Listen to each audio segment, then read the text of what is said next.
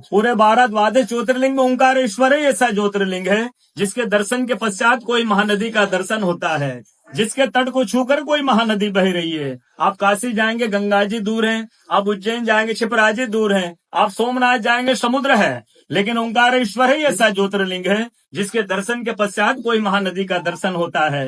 वो महानदी है रुद्रदेहाय विद्महे मैं कलकन्याज धीमहि तन्नो नर्मदा प्रचोदयात्। भगवान शंकर की देह से पसीने के बूंद से निकली है माँ नर्मदा।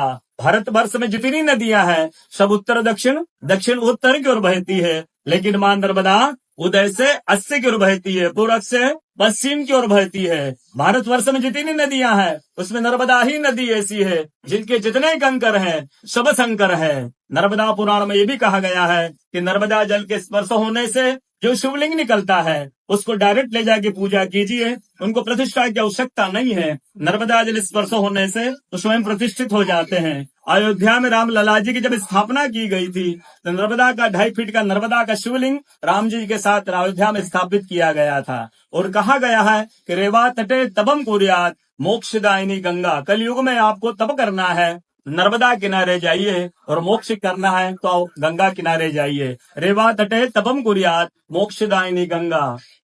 तो नर्मदा किनारे एक संत का तपस्या संत का अनुभव बताता हूँ जो वर्षों से नर्मदा किनारे रहे हैं। जब वो देखते हैं सुबह 3 से 4 बजे ब्रह्म मुहूर्त में एक कोई माई आती है, नर्मदा स्नान करके लौट जाती है। संतों को जिज्ञासा हुई कि मैं वर्षों से इस माँ को देख रहा हूँ, नर्मदा स्नान करके लौट जाती है। संत ने कहा कि कल मैं माँ से पूछूंगा, स्नान करके लौटेगी। वो माई सुबह 3 से 4 बजे ब्रह्म मुहूर्त में स्नान करके लौट रही थी। संत ने देखा माँ स्नान करके लौट रही है। संत दौड़ते गए, माँ को साष्टांग दंडवत प्रणाम करके पूछा, है माँ मैं वर्षों से आपको देख रहा हूँ, अब नर्मदा स्नान करके लौट जाती है, माँ अपना परिचय दीजिए। तो माँ अपना परिचय देती है, मैं गंगा हूँ, कलयुग में शुद्धिकरण के लिए नर्मदा स्नान करने के लिए आती हूँ। बोलो गंगा मैया की जय, नर्मदा मैया की जय, ओंकारेश्वर भगवान की जय, आज के कथा के आनंद की जय, भक्त और भगवान की जय।